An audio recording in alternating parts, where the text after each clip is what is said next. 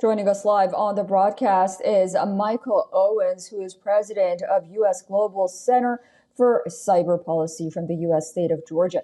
Thank you so much for joining us on WION. So it appears that almost 80 countries have been targeted, but let's focus on the United States. How could China have stolen data from almost every single American in this years-long hack? This, of course, according to that former FBI official. And what kind of infrastructure is needed? And another question, how big of a setback is this for the United States?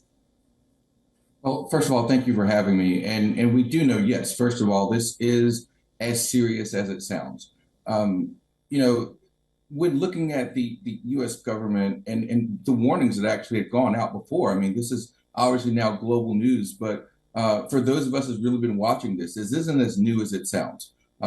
The idea that the PRC affiliate actors have been accessing this is not necessarily just about, President Trump or J.D. Vance, because it's not always about attacking individuals. And how could so many individuals be impacted by this? Is because it deals with core comm systems, the communication systems, the telecommunication systems, which all of us uses, which everyone has a computer and a tablet and a laptop. When you start compromising the core infrastructure, that is a way that we really can, unfortunately, have this broad of an attack, and unfortunately, attack that's gone on for quite some time now.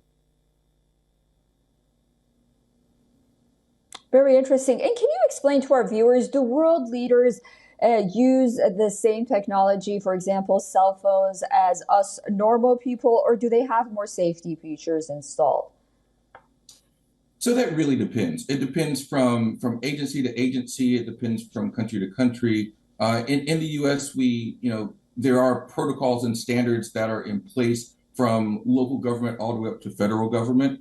There are key cybersecurity configurations that are put in place. There are more safe areas in which data is stored and housed. There's two-factor authentication, which you may also hear is multi-factor authentication, which can be turned on to require certain sets of security parameters to be in place.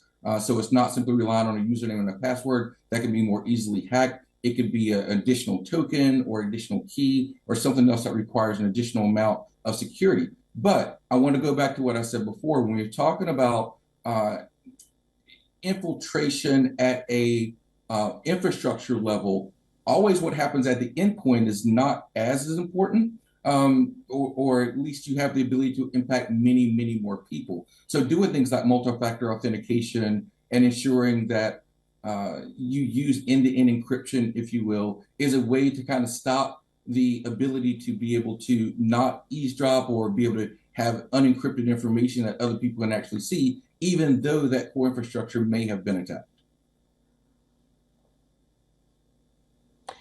Michael Owens, thank you so much for joining us on WION and for your thorough analysis, helping us better understand this story that I know will continue to be making headlines as we go into the weekend as well. I look forward to speaking to you again very soon. Great. Thank you. I appreciate it. Thanks for having me. For all the latest news, download the WION app and subscribe to our YouTube channel.